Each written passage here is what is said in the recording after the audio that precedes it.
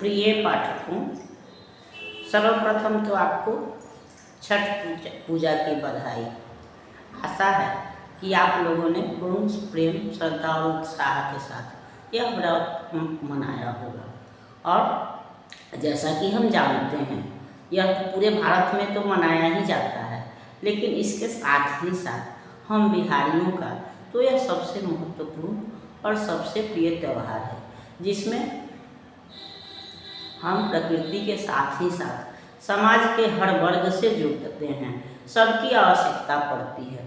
हम सूर्य भगवान की तो पूजा करते ही हैं, जो कि हमारे साक्षात देवता हैं, या जिनका कि हमको प्रत्यक्ष दर्शन होता है, या जिनके उदय के साथ ही हमारी दैनिक दिनचर्या जो है वह प्रारंभ होती है, और जिनके अस्त के साथ ही हम फिर विश्राम लेते हैं। इस तरह से भगवान सूर्य हमको जीवन जीने की शक्ति देते हैं, ऊर्जा देते हैं। इसके अलावा प्रकृति के अन्य उपादान जो हैं, जैसे फल हैं, पेड़, ईख है, गन्ना, या फिर जो दौरा सूप है, जो कि हम बांस से प्राप्त करते हैं। तो इस तरह से हम प्रकृति अन्य जो छोटे बड़े फल हैं, केला, मूली, ईख वगैरह, तो वो सब हम प्रकृति से प्राप्त करते हैं। इसके अलावा जो दीपक है, घड़ा है, कोसी है, ये सब हम कुम्हार से प्राप्त करते हैं। दूध ग्वाले से प्राप्त करते हैं।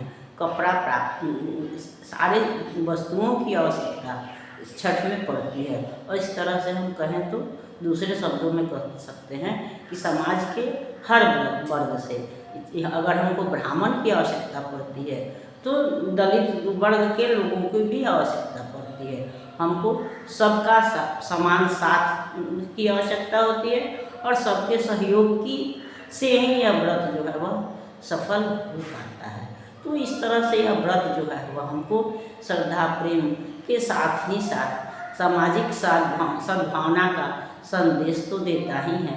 इसके साथ ही साथ यह सामाजिक सद्भावना का सर्वश्रेष्ठ उदाहरण भी है, क्योंकि जब हम नदी किनारे या कहीं भी व्रत करते हैं, तो वो उच्च वर्ग के हों या निम्न वर्ग के हों, लेकिन कोई भी व्यक्ति व्रत करता है तो उसके साथ हम उसी आदर से पेश आते हैं, जैसे कि जो श्रद्धा और प्रेम हम किसी ब्राह्मण के लिए दर्शाते हैं, तो वही श्रद्धा और प्रेम हम निचले जाति के लोगों के लिए भी दर्शाते हैं। उस समय वह हमारे लिए समान रूप से आदरणीय होता है।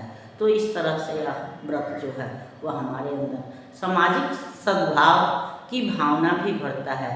ऊंच नीच सबको एक दृष्टि से, समान दृष्टि से देखने की प्रेरणा हमको देता है। और यही कारण है कि यह व्रत हम बिहारियों के लिए तो महत्वपूर्ण है ही, आदरणीय है ही। इसके साथ ही साथ भारत की कौन कहे, धीरे धीरे विदेशों में भी जहाँ कहीं भी भारतीय हैं, वहाँ समान श्रद्धा और आदर के साथ मनाया जाता है, और प्रतिवर्ष इसको हम मनाते हैं, या उसी बेसब्री से उसका आज समाप्त हो गया, फिर हम अगले साल का, अगले वर्ष का इंतजार करते हैं।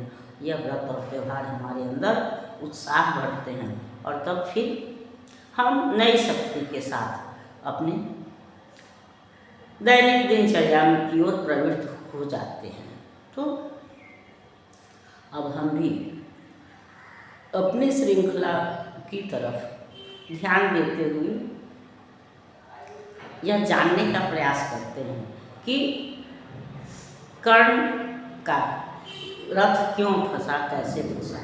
पिछली श्रृंखला में हमने यह जाना था, या यह इस पर विचार किया था, यह देखा था कि भगवान कृष्ण जो हैं वह कर्ण की युद्ध कला को देख करके मोहित होते हैं, खुश होते हैं, और वह अर्जुन से कहते हैं कि अर्जुन, मैं आज तक यह रहस्य मैंने तुमको नहीं बताया था, लेकिन मैं आज कह रहा हूँ कि मैं तुम्हारे युद्ध कौशल को, तुम्हारे कला कौशल, युद्ध कौशल को भी जानता हूँ, और कर्ण को भी, लेकिन कर्ण को मैं तुमसे सर्वश्रेष्ठ वीर जो है वह समझता आया हूँ। और आज कर्ण जो यह युद्ध कर रहा है, यह इसके केवल कला कौशल ही, इसका युद्ध कौशल ही नहीं है, बल्कि यह इसके आत्मा का बल है। यह शरीर की शक्ति नहीं है, यह अंदर के बल से युद्ध कर रहा है। इसलिए अगर जीतना है तो तुम भी अपनी आत्मिक शक्तियों को जागृत करो, तभी इस पर विजय प्राप्त कर सकते हो। और यह हमने पिछले श्रृंखला में पढ़ा भी है कि कर्ण के इस युद्ध को देखने के लिए प्रकृति भी ठहर जाती है, देवतागण भी आसमान में उपस्थित हो जाते हैं।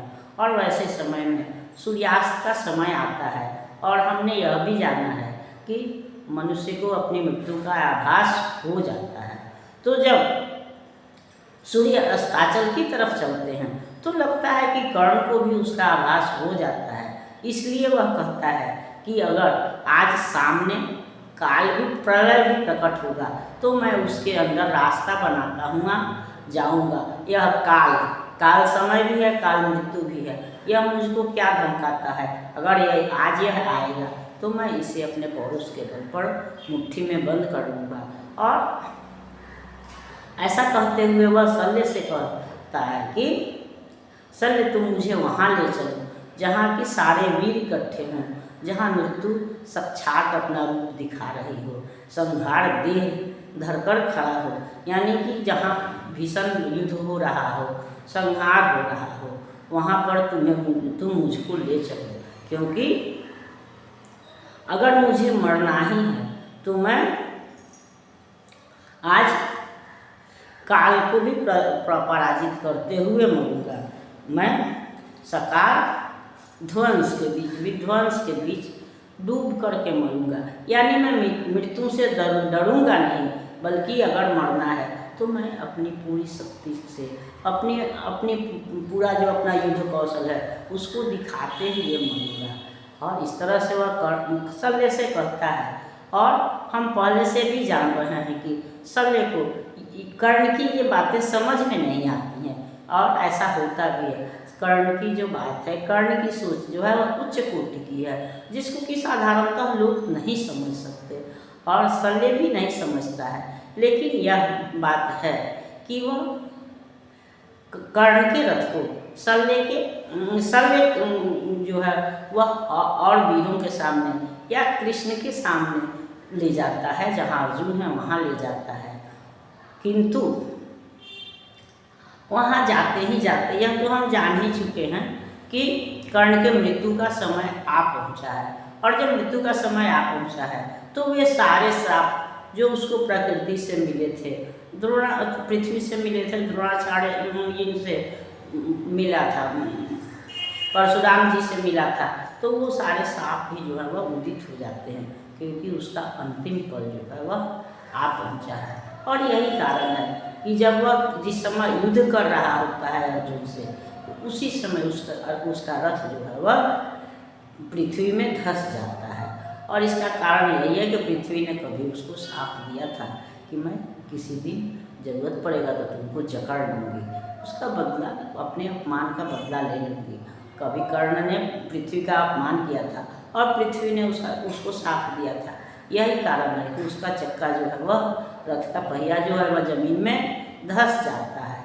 और वह कितना भी शल्य प्रयास करते हैं, लेकिन शल्य के प्रयास से वह नहीं निकलता है।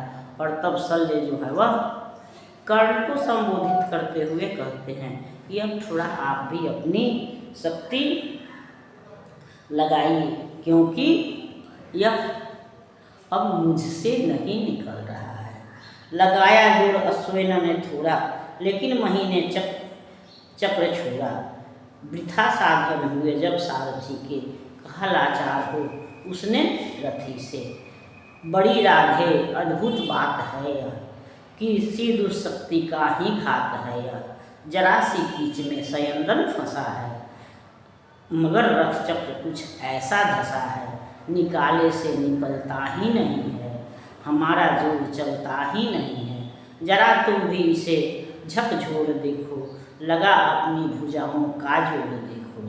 हंसा राधे कर कुछ याद मन में, कहा हाँ सत्य ही सारे भुवन में। विलक्षण बात मेरे ही लिए है, नियति का घात मेरे ही लिए है, मगर है ठीक किस्मत ही धर फंसे जब, धरा ही कर्ण का सयंगन ग्रसे जब, सिवा राधे के पौरुष प्रबल से, निकाले कौन उसको भुज बल से। उछल कर कर्ण सयंगन से उतर कर, फंसे रथ चक्र को भुज बीच भर कर, लगा ऊपर उठाने जोड़ करके, कभी सीधा कभी झकझोर करके, मही डोली सलिल आगार डोला, भुजा के जोर से संसार डोला, न डोला किंतु जो चक्का फंसा था, चला हुआ जा रहा भीतर धसा सा था। तो शल्य ने बहुत जोर लगाया कि उस फंसे हुए रथ के पहिए को निकाल दें, लेकिन शल्य से नहीं निकल पाया, क्योंकि उसका जो वो रथ का पहिया जो था वह ऐसे नहीं धंसा था, किसी कीचड़ में नहीं धंसा था, बल्कि पृथ्वी ने उसको जकड़ लिया था, क्योंकि उसका अंतिम समय भी आ पहुंचा था और उसके सारे अभिशाप जो हैं वो जागृत हो गए थे। और ऐसे भी हम जानते हैं कि सारी परेशानियां जो है वह अच्छे लोगों के साथ ही आती है। तो कर्ण महादानी था, ज्ञानवान था, बुद्धिमान था, सभी मानवीय गुणों से युक्त था, दयावान था, लेकिन आज हम यह भी जानते हैं कि अच्छे लोगों की मृत्यु जल्दी हो जाती है। लोग कहते हैं कि भगवान क्या प्यारा होना, तो अच्छे लोग जल्दी मृत्यु को प्राप्त करते हैं और साधारण लोग लंबी उम्र तक जीते रहते हैं। तो कर्ण के लिए भी वही बात है कि आज पृथ्वी को, जो मानव पशु मनुष्य को जन्म देने वाली है, तो हम जानते हैं कि बच्चे सबसे ज़्यादा प्रिय अपनी माँ को होते हैं। माँ कभी भी नहीं चाहती है कि हमारे बच्चे को किसी प्रकार का कष्ट हो, बल्कि वह बच्चों के कष्ट को भी अपने ऊपर ले लेना चाहती है। लेकिन आज पृथ्वी को, जो समस्त मानव जाति की या समस्त जीव जंतुओं की जननी है, आज उसको अपने इस योग्य पुत्र की चाह जागी, आज इसने उसी को जकड़ लिया। तो इस तरह से सारे विशेष बातें या सारे जो विलक्षण बात हैं वह कर्ण के साथ ही होती हैं। कर्ण को माता ने नदी में बहाया, कर्ण का पृथ्वी ने मानवीय रथ ग्रसा, कर्ण को गुरु द्रोण ने शिक्षा देने से इनकार किया और भगवान परशुराम ने शिक्षा दी भी, तो अंत में उनको अभिशाप देकर के उस शिक्षा का चरम तेज भी हर लिया। फिर माता ने भी उनको वचन से बांध दिया कि तू उनसे दान मांग करके, उसने कर्ण से यह वचन ले लिया कि वह 4 पांडव, अर्जुन के अलावा और किसी को नहीं मारेगा, चारों पांडवों को छोड़ देगा। इंद्र भी उससे कवच कुंडल मांग कर ले गए। तो इस तरह से सारी असुरक्षा और सारे जो विलक्षण बातें कर्ण के साथ ही हुई और अंततः एक अग्निबाण भी जो इंद्र ने उसको प्रदान किया था, उसका भी उपयोग जो है भगवान कृष्ण ने घटोत्कच पर करवा दिया। इस तरह से कर्ण जो है वो चारों तरफ से निहत्था निसहाय असहाय तो हो ही गया, इसके साथ यह भी उसको इसका भी अंदाजा था या वह जानता था कि ये सारे जो विशेष कृत्य हैं वह मेरे ही साथ होते हैं, और उसको पृथ्वी का यह साप भी मालूम था। इसलिए उसने कहा कि हाँ, सारे विलक्षण बात तो मेरे ही लिए होते हैं, और जब पृथ्वी ही यह सयंदन का मतलब रथ है, मेरे रथ को ग्रस्त रही है, जकड़ ले रही है, तो फिर इसको भला कौन निकाल सकता है? अगर इसको कोई निकाल सकता है तो मैं ही निकाल सकता हूँ, वरना नहीं निकलेगा। और ऐसा सोच करके, ऐसा कह करके कर्ण रथ से नीचे उतर गया और पूरी शक्ति से वह रथ के पहिए को ऊपर निकालने की कोशिश करने लगा। लेकिन वह जितना ही जोर लगाता, जितना ही उसको हिलाता डुलाता झकझोरता का रथ जो है, और वह भीतर के दलदल, जिस तरह दलदल में धंसता है उस तरह से रथ का पहिया जो है नीचे धंसता चला गया। उसके भुजाओं के जोर से, कर्ण शक्तिशाली तो था ही, तो उसके भुजाओं के जोर से पृथ्वी हिल गई और सलील का आगार यानी कि समुद्र डूब गया। पूरा पृथ्वी और हिल गई, समुद्र हिल गए, लेकिन वह रथ का पहिया जो है वह नहीं निकला। तो नहीं निकला क्योंकि उसको पृथ्वी ने स्वयं जकड़ा था, तो इसलिए उसको निकलना तो नहीं ही था। इसलिए वह अपना धनुष बाण जो रख करके वह नीचे रथ का पहिया निकालने का प्रयास करता रहा। और वैसी स्थिति में भगवान कृष्ण ने अर्जुन को आदेश दिया कि अर्जुन, अब यही समय है जब तुम कर्ण को मार सकते हो, वरना इसके बाद से तुमको कोई समय नहीं मिलेगा।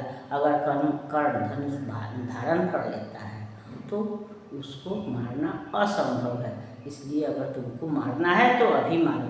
तो अर्जुन तो हालांकि सहम जाता है, अर्जुन इनकार करता है, क्योंकि निहत्थे पर वार करना किसी भी नियम के अंतर्गत नहीं आता और युद्ध के तो एकदम नहीं आता।